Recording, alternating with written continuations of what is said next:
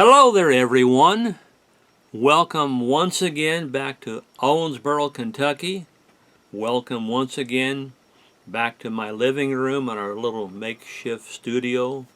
Donna's here operating the camera and the lights. There are 3 different lights on me. One comes from over here. One comes from over there. I feel like car lights are staring at me. And then there's one right up above that shines down on my Bible. And quite frankly, dawn is hard to see. There's so much light coming at me. It's hard to see dawn through all the haze of light. Well, my name is Michael C. Garrett. And today's date is October 12th. We're in the evening here. Don showed up somewhere, I guess, going on 5, and we always end up talking about different things. And we always have things to talk about. And don't let Don fool you. I'm not the only one who talks. Don does more than his fair share. So we're going to continue what we were talking about last week in Matthew 24, the so-called Olivet prophecy. But before we start, I want to point out 2 or 3 things.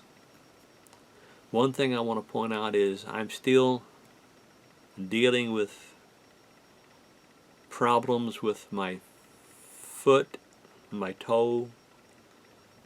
I have an infected bone in 1 or 2 toes.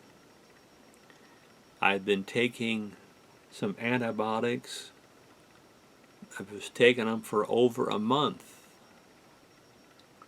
I found out in the last week, now get this, Don, one of the antibiotics I was taking was contributing to my edema. And now I found out on Thursday that the infection in my toe has changed to different bacteria. So the antibiotics which I had been taking in the last week or 2 were no longer effective. So I'm now on a new, see, where is my new bottle? Oh, here it is. This is a new antibiotic, and it's what they basically call a sulfa drug.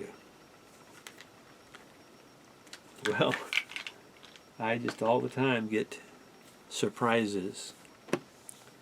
I was sort of shocked on Thursday when the Dr. D says, well, Mike, your bacteria are no longer sensitive to the antibiotics you're taking. Well, in addition to the antibiotic causing some of my edema, a blood pressure medicine that I can't even pronounce, that I had been taking for 2 or 3 weeks, it really caused me troubles. Now, Don, I'm going to ask you a question. Be honest. A week ago, did it look like I was about ready to blow up like a balloon? You look like a beach ball. Beach ball. Not so much in the face, but my upper legs simply became huge. I mean, huge. And then my forearms were massive. I mean, I've said before, Luke has big forearms. And normally his forearms are bigger than my forearms. But last week, it looked like my forearms were about twice the size of his forearms. I called them Popeye forearms. I'm Popeye the Sailor Man. You know, that cartoon character. Well, my forearms are looking better. My legs are looking better. And in 4 days of taking this, now where is this pill? Okay, I think it's over here. No, that's not it. Gets a little confusing, folks, when they keep giving you pills. This particular bottle, this is what they call a diuretic. I'm sure some of you are familiar with that. Supposed to help relieve excess fluid in your body.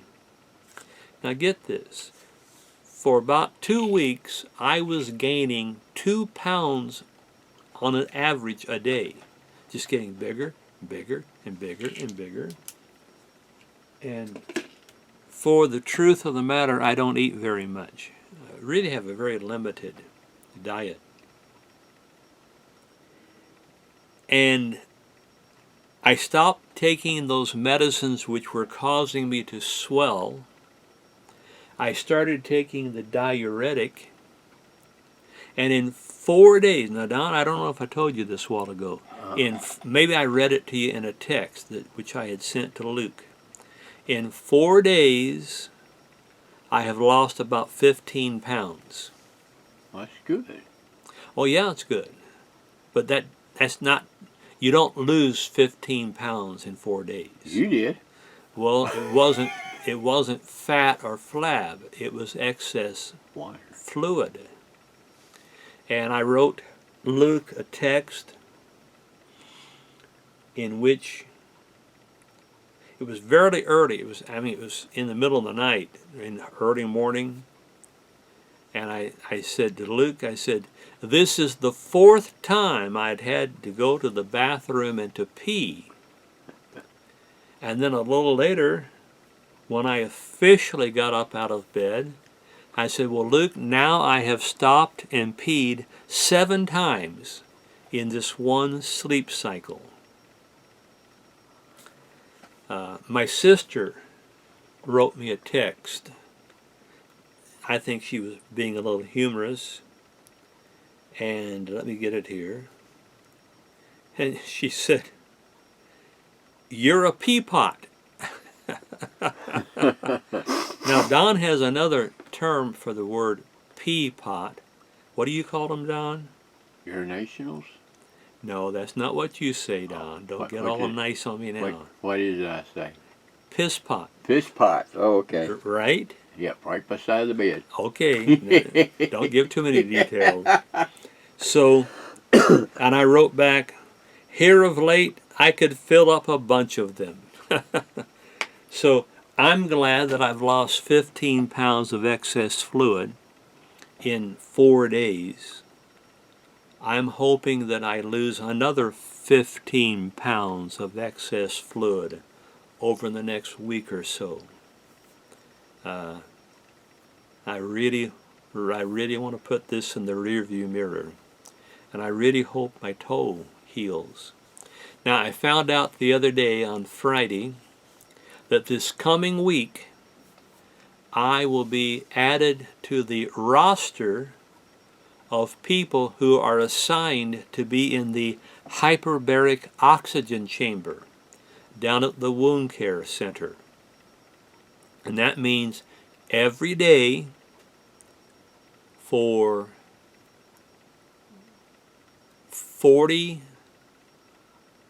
potentially 40 weeks, 40 days, which would come out to be 2 months. I will have to go down to the wound care center and put on their special garb and go into this giant tube, and they're going to seal me in there and raise the air pressure twice the normal. But right now we live in 1 atmosphere, normal atmosphere pressure. Well, in that tube, I will spend 2 hours a day, twice the air pressure, and almost pure oxygen. Mike, how long was Jesus in the wilderness? 40 days. So, it's an attempt to encourage my toe or toes to heal. And I hope they do. I had to do this once before, about 2 years ago.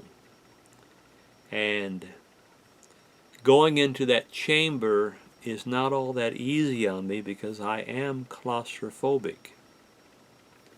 And I really have to work at, most of the time I would just keep my eyes closed so that I couldn't see what was going on. And for 2 hours you have to figure out something to do. They do have TV sets, but the TV noise actually bothered me. It was like irritating to me. And I found out that if I started on my left side, and about halfway through, I would switch over to my right side. That was the best routine.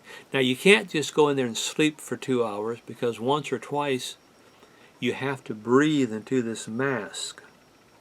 I don't remember exactly what it's for, but that's a part of the routine. So even if you fell asleep, they're going to wake you up and say, time to put your mask on.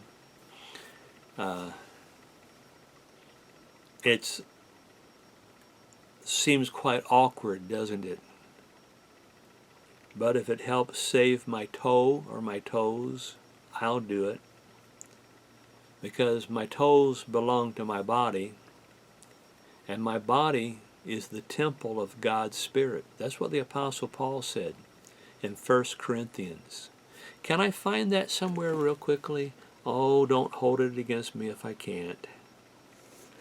Let me put my glasses on. There I go, Don. I was going to read my Bible without my reading glasses on. I'll never learn for sure. I just never learn.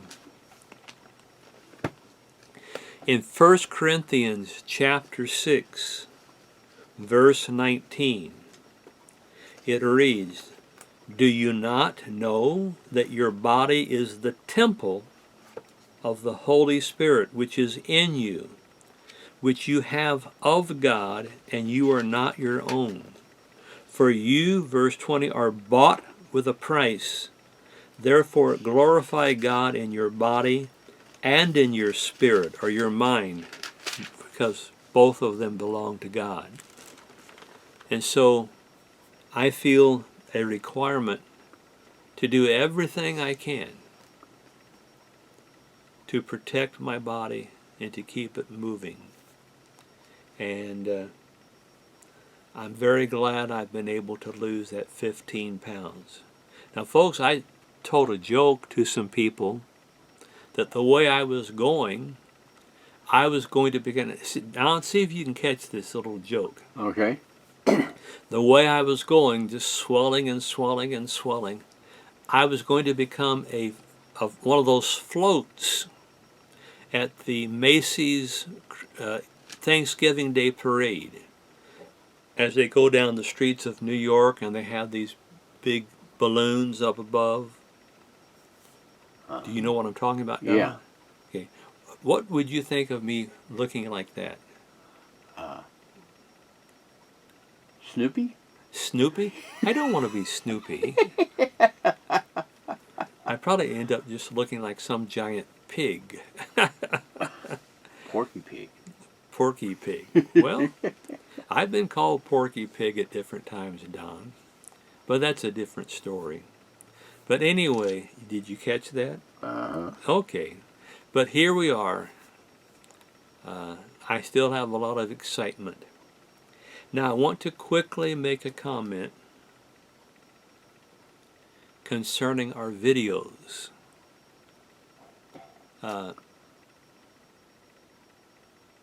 We had somebody to really stab us in the back. A dastardly, cowardly, almost, I would call it an act of sabotage. And I have nothing good to say about that person. Maybe if I were more holy and more spiritual, I could think of something more nice to say. But right now, I have nothing nice to say about him. What he did was simply unacceptable. And I don't know if he's figured out that when the YouTube videos are called Owensboro Church of Jesus Christ, that when he directly became involved, and he will have destroyed over 500 videos.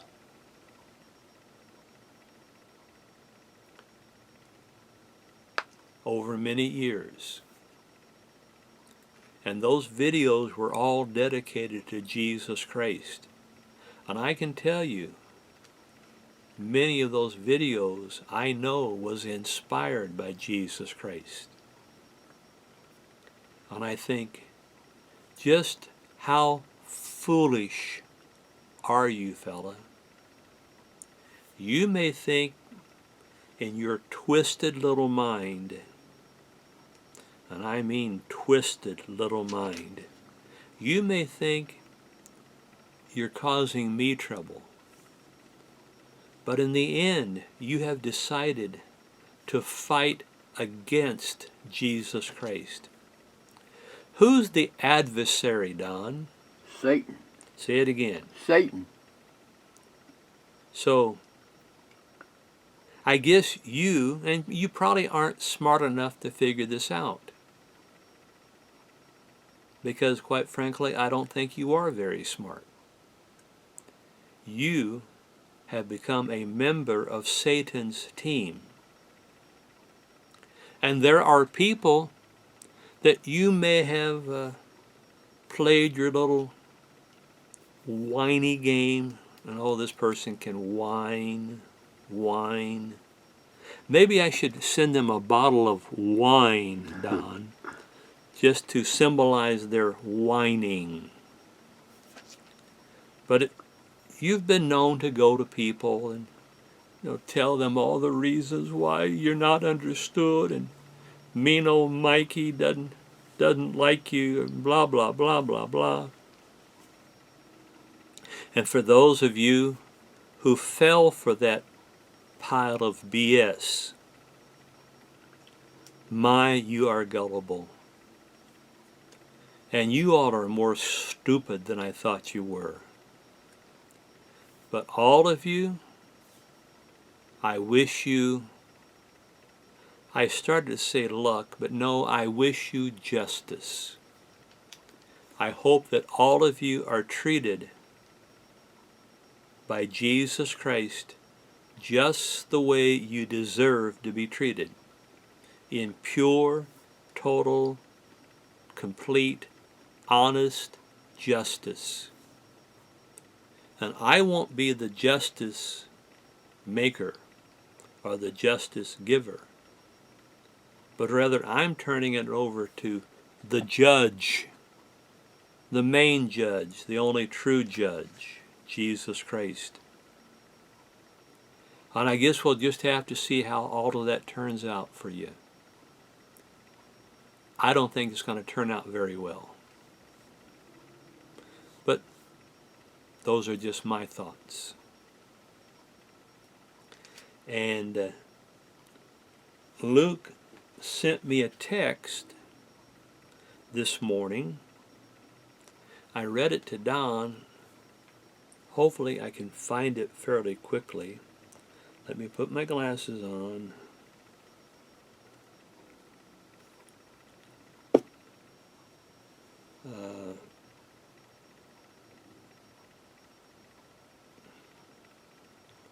I'm scrolling backwards in time, looking for the early morning, and it says, "Good morning, Michael. I got some work done with the videos last night. They've been prepared and are downloading onto the iCloud so that I can post them all." He said, "I got an early start to sleep last night, and now, this morning, I'm ready to go." So, Luke, I hope you can figure it out. So, we're giving Luke a title. What was that title that production executive producer. Luke is now the executive producer of our videos. Congratulations, Luke. I'm sure once you figure it out, you'll do a fine job. And it will be very rewarding to me to know that you'll be working with me as a part of our team. And I know that you will never do what these other people have done. Luke is a very good man. Just about the best I've ever met. And oh, by the way, he saved my life. Quite literally, he saved my life. I will always be indebted to Luke for that, always. I'll never forget. So Luke, you know how important I think you are. And I know that 100,000 years from now, you and I will still be the best of friends. And I look forward to that. I look forward to that. So last week we were talking about Matthew 24. And the basic premise of Matthew 24 is answering this question that we find in verse 3. As the disciples climbed up the Mount of Olives to meet with Jesus, and Jesus said, earlier he said, there shall not be left here one stone upon another that shall not be thrown down. And then the disciples in verse 3 said, tell us, let me try again. Tell us, what shall these things be, and what shall be the sign of your coming or your return? And what shall be the sign of your coming and the end of the age? The phrase world is not accurate. The world is not going to end. Now the world will come about that close to ending, and it would have ended if Jesus Christ doesn't intervene somewhere in the fairly near future to save human beings from themselves and their despicable, evil, selfish ways. Now, who was I talking about there? Somehow my mind just had a little bit of a flashback. Evil, selfish. Yeah. I'll try to come back to this situation here. And we went through some different things. It says, and we noticed in verse 11, where Jesus said, many false prophets shall arise and shall deceive many. Now, a false prophet can come from anywhere. He might come from this particular religious background or that particular religious background. He might come from a major mainstream church. It could be a Catholic. It could be a Protestant. It could be sort of a non-secular or a secular type of person. Satan has been known to work through all types of people. But false prophets will come. And as it said, they shall deceive many. They shall deceive many. Verse 12, and because iniquity, that means sinfulness, sinfulness. Because iniquity shall abound, the love, that word love there is the same word as in 1 Corinthians chapter 13, agape. That's a Greek word, and it means godly love. It's not the love you feel for your puppy dog or your kitty cat. You know, we all, well, I should say most of us, if we have a pet, we love our pet. And we want to take care of them and feed them and make sure they're warm and happy. Pat them on the head, play with them. Oh yeah, they give us a lot of joy. I've had my pets over the years. I don't have any right now. And I miss them. They were a lot of fun. But because the iniquity shall abound, the love, the godly love, the agape love of many shall wax cold. And now you look at that statement. It's talking about people who at one time had a portion of God's Spirit and therefore had a portion of godly love. But it says, but many of them shall wax cold. What little Spirit of God or knowledge of God which they may have had, they will lose. And that's a scary situation, because for those people, they are coming very, very close to committing blasphemy against God's Spirit. And as Jesus tells us, for people like that, there is no second chance. They have just, they've tied up a rope on some rafters. They got up on some type of little step ladder or pail or something. They've put the rope around their neck. They've cinched it up, and they kick the ladder away. And they're destined to die. But in this case, it's the final death. A very serious situation. But we're told, but he or she that shall endure unto the end, the same shall be saved. So for those people who hang on.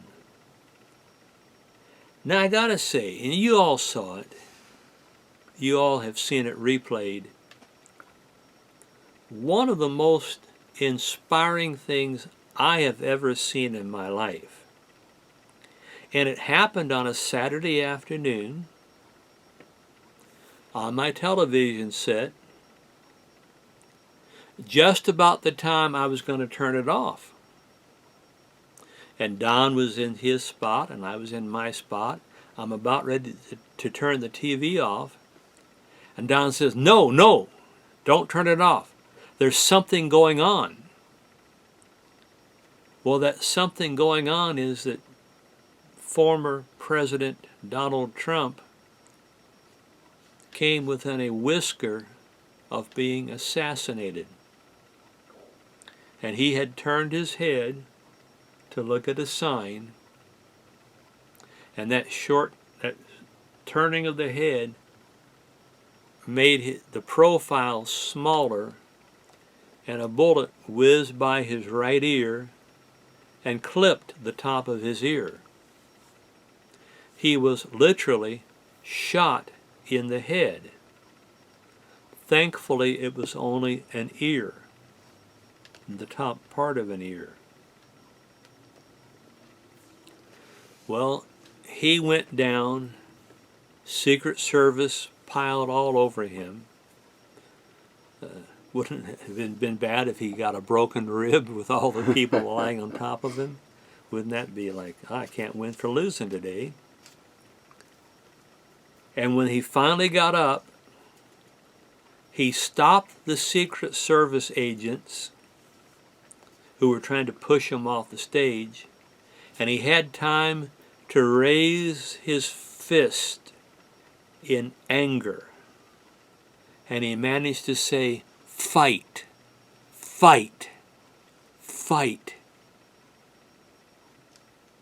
Now, Don, do you remember seeing that? Oh, yeah. Were you moved by that? Yeah. I was deeply moved by that. Most people, like Biden, would be sitting there crawling. He'd be whimpering with urine running down his leg. That was impressive. I wonder what Kamala would do. Laugh. He's not a very good shot. Cackle, cackle, cackle. I haven't heard anybody bring that up. What would Kamala have done? Some comedians could have a lot of fun with that. Well, twice in my life, I have said those similar words to two people whom I thought were my friends. And the actual statement that I wrote out, both of these friends had become discouraged because they had not done well on a test which was very important to them, a test and a course which they needed to pass in order to continue finding their goal of getting into the profession that they wanted to perform or to follow. And I said to them, and some of this is a little raw, please forgive me, but this is what I told them. This is some old coaching came out in me. As I told the one person, quit feeling sorry for yourself, get up off the mat, and fight. Fight, damn it, fight! No one said everything was going to be easy. No one said it was all going to be given to you. What's that song? I beg your pardon, I never promised you a rose garden. God has never promised us a rose garden, but He's always promised He would be with us and He would help us to get over the obstacle.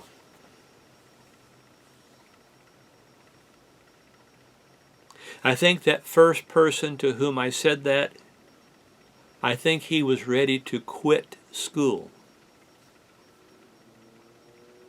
And all of his plans would have gone away.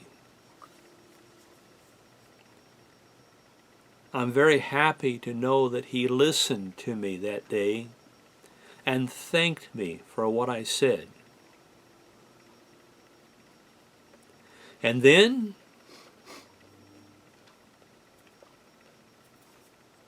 almost a year later, I had that opportunity to give that same type of speech. Sometimes in life, you simply have to fight. I said to both of them, fight like your life depends upon it, because it actually does depend upon it. Now, there have been times this past summer I have had to listen to my own little pep talk. It was sort of like a halftime talk when the team isn't doing very well.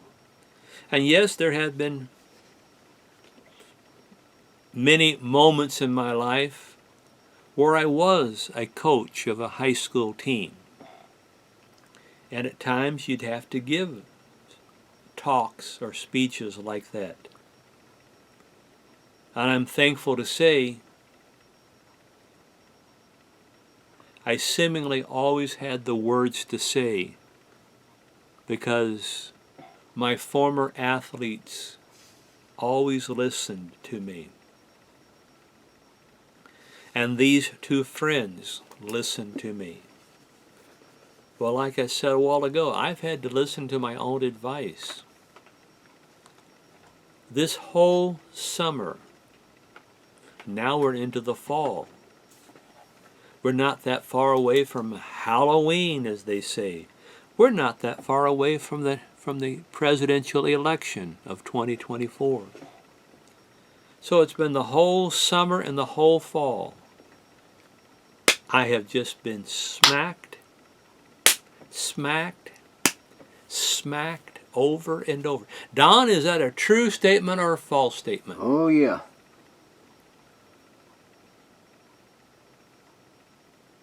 And I've had to give myself that same speech.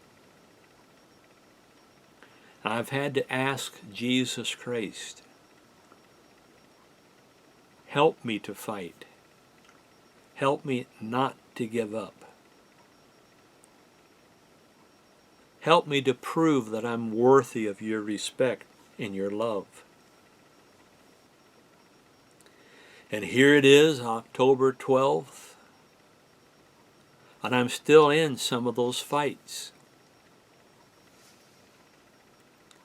Well, I could just give up. I guess die. But what would that accomplish? In the end, who would win? Who would win that battle, Don? Satan was in. Yeah. Say it again, Don. Satan. Satan. Well, I can't let him win. Especially when Jesus Christ is my captain and my coach. And I keep thinking, how many times must I prove my loyalty to you, dear brother? And at some point, will you please just get tired of all of this and tell Satan to go take a hike off a pier and just disappear? But I keep fighting. And so for the people who know me, I hope in some way you can see what I have had to go through, and that you yourself, when you're faced with those obstacles, you keep fighting and fighting and praying to Jesus and fighting. Fight, damn it. Fight. You know, the Apostle Paul even says some things like that to us. I've read them to you before, and I'm sure I'll read them to you again. That's a part of having strength and having character.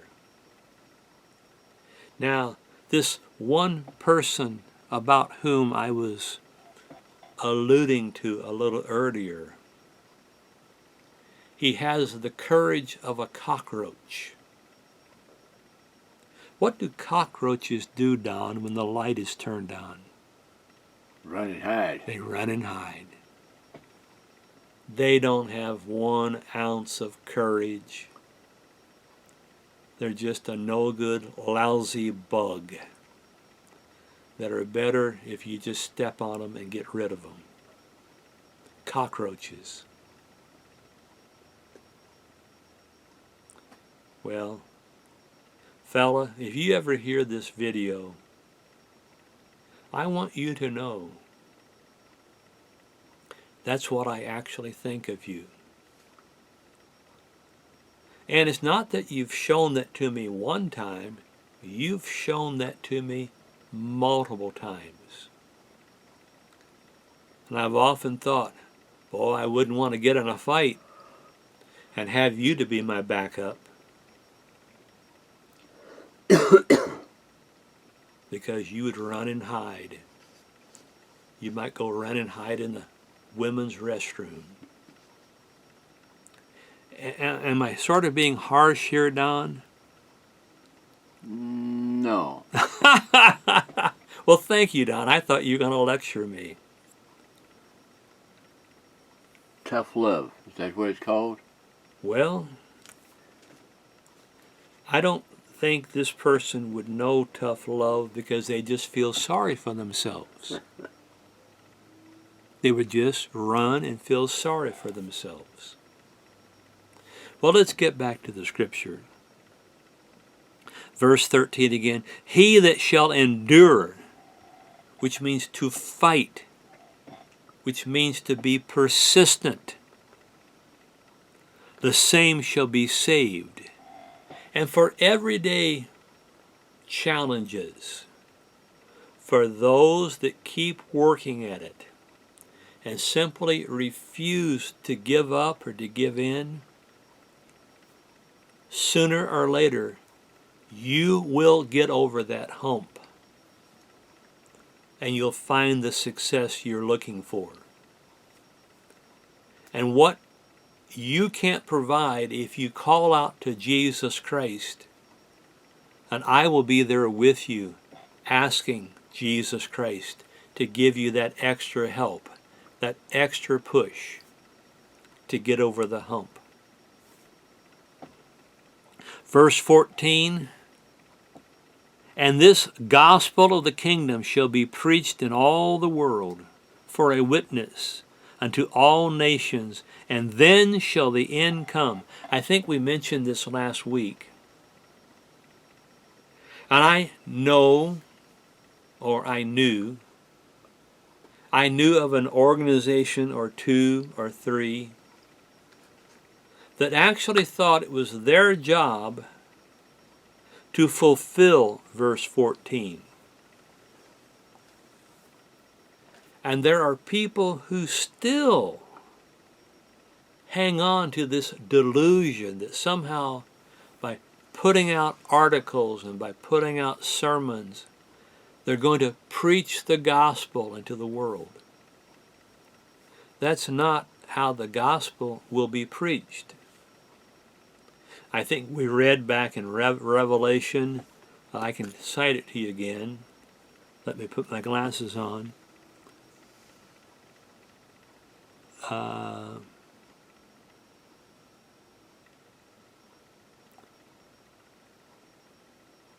Well, where is it? Revelation.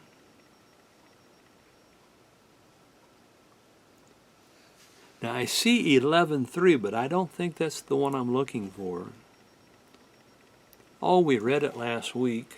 Don, tell me not to do this. Go ahead and do it.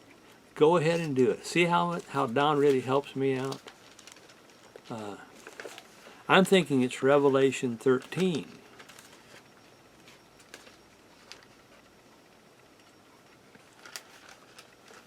And I'm just quickly looking over. Revelation 14, verse 6. And the Apostle John said, I saw another angel fly in the midst of the atmosphere, having the everlasting gospel to preach unto them that dwell upon the earth, to every nation, kindred, tongue, and people, saying with a loud voice, Fear God, and give glory to him, for the hour of his judgment is coming, or is near. And not only do you have that end-time angelic being, again, I've often speculated it would be Gabriel, because Gabriel, throughout time, has been the great messenger angel from God, whereas Michael has always been portrayed as the great warrior angel for God. But in addition to the angelic being that we just read about, God Almighty and Jesus Christ, in my opinion, are going to pick probably 12 end-time prophets. He started the New Testament era with 12 prophets or ordained speakers, inspired speakers. I just have a feeling he's going to end with 12. Can I prove that? No, I can't. It's just my gut feeling. And I think just like in the life of Jesus, he sent out these 12 disciples, 2 by 2. So there would be 6 teams, each containing 2 people. And they spoke the truth of God. They delivered that great message. And I think that's in part what will happen in the end time. That people who have been selected by Jesus Christ himself. Now, who are they? I don't know. He hasn't revealed that yet. I think before you get to that question, you have to ask the question, when will this occur? Well, I don't know the answer to that one either. As I've said, the end times could come upon us in the next 5 years, or 10 years, or 15 years, or 20 years, or 50 years, or more. I don't think it's going to be 50 years. I hope it's not 20 years away, because I'm going to be pretty feeble if I were to be given the opportunity to live that long. I'm struggling with the year 2024 because things keep wanting to kill me. The third one this summer and fall. That's sort of sobering, Don. Yes. When you realize you're hated that much. Well, isn't that what the Bible says? You'll be hated. Yeah, but you'll be betrayed. Yes.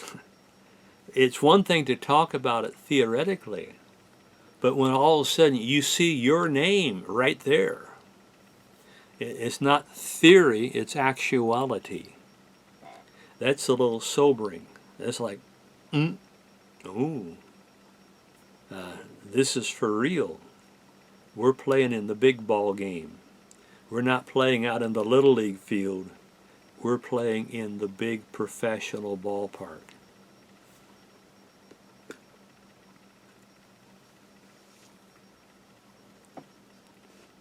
We talked about verse 15 last week. When you therefore shall see the abomination of desolate, or the abomination that makes desolate, spoken of by Daniel the prophet, stand in the holy place. In parentheses, whosoever reads, let him understand. We read about Daniel 8:13. We read Daniel 11:31, and we read Daniel 12:11.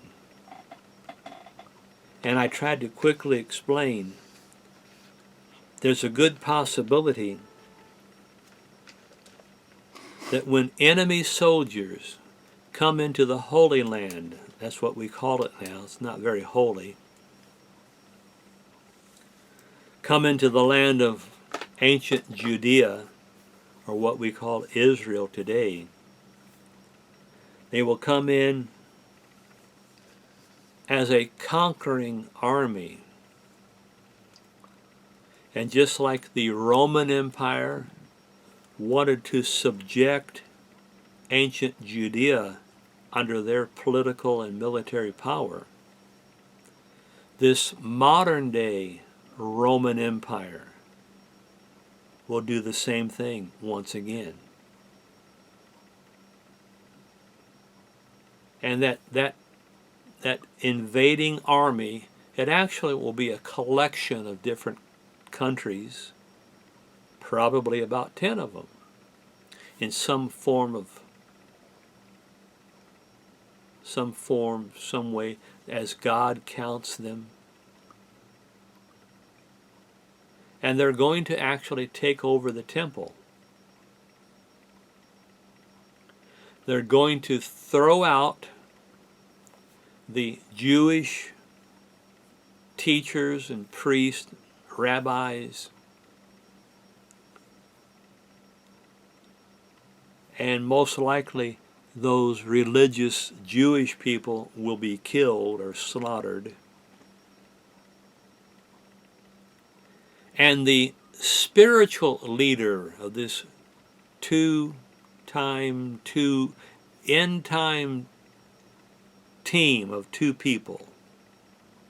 The Bible calls them the beast and the false prophet. That's back in the book of Revelation. And they're gonna the offering of sacrifices, which right now doesn't exist, but sometime in the future will be reinstituted.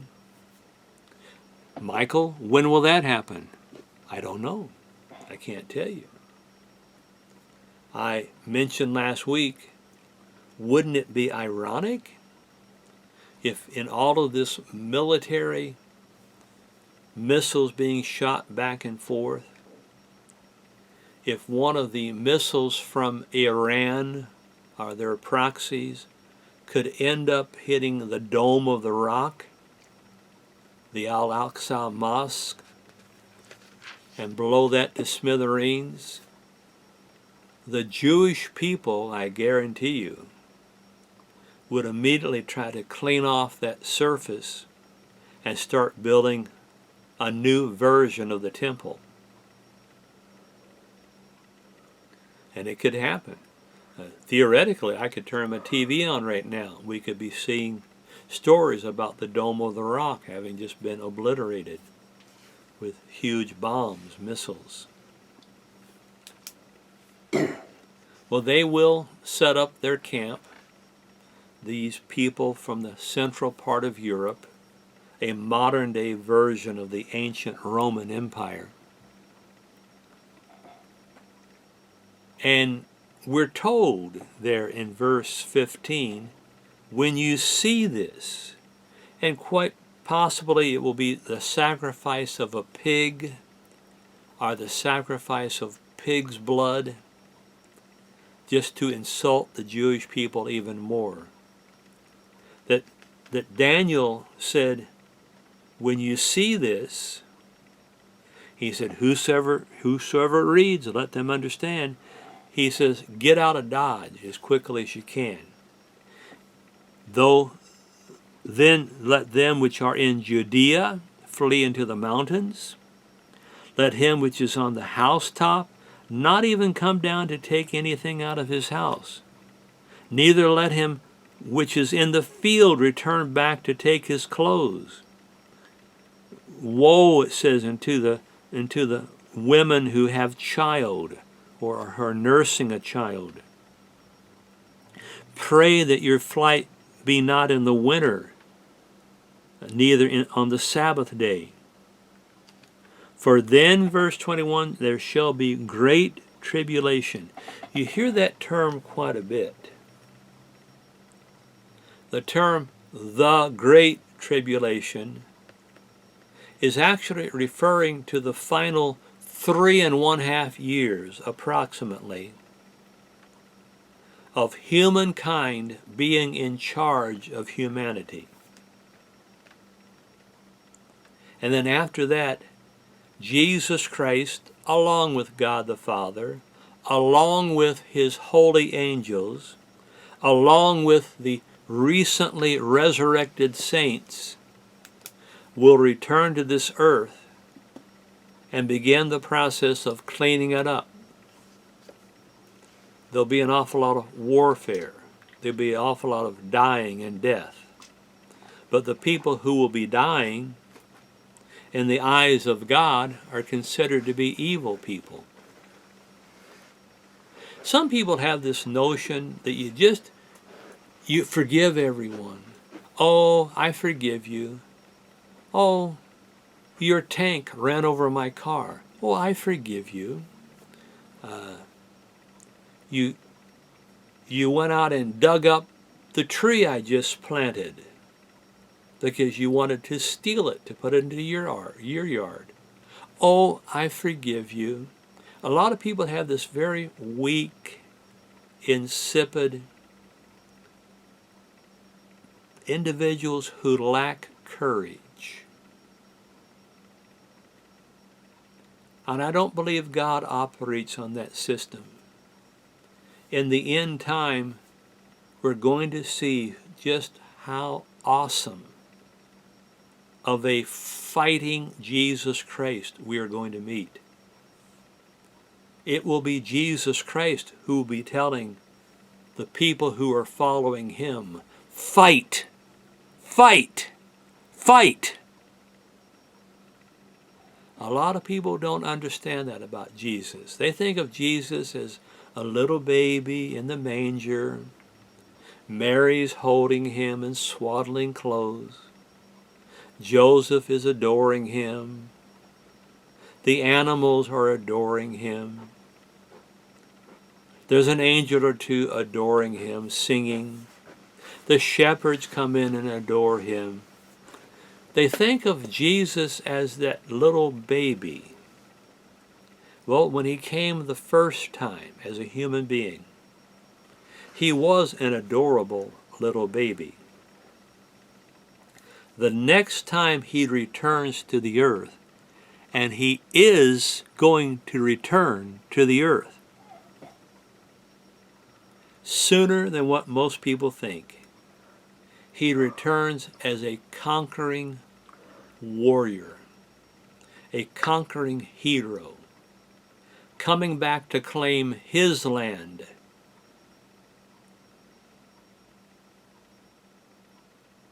And that's something all of us need to keep in mind. Thy kingdom come, thy will be done on earth as it is in heaven.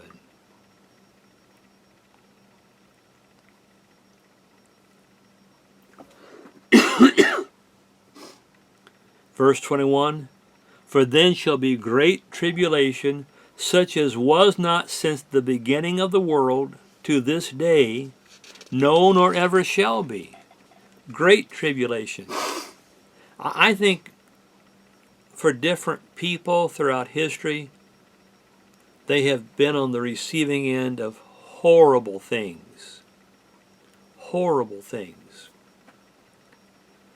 But it has never been worldwide. It might be this country, or this city, or that province. But here in the end time, the entire world is going to be totally involved in chaos, warfare, confusion. Great tribulation such as was not since the beginning of the world unto this time, nor ever shall be. Verse 22, and except those days should be shortened, there should be no flesh which are saved alive. But for the elect's sake, those days shall be shortened. I think we all need to stop and pray and give Jesus Christ our thanksgiving for this future promise. It would be much like Noah. Noah was told, you're not going to die. Your family will be saved. But this is what you've got to do. And so in the end time, the elect will also be given these words and these promises of protection.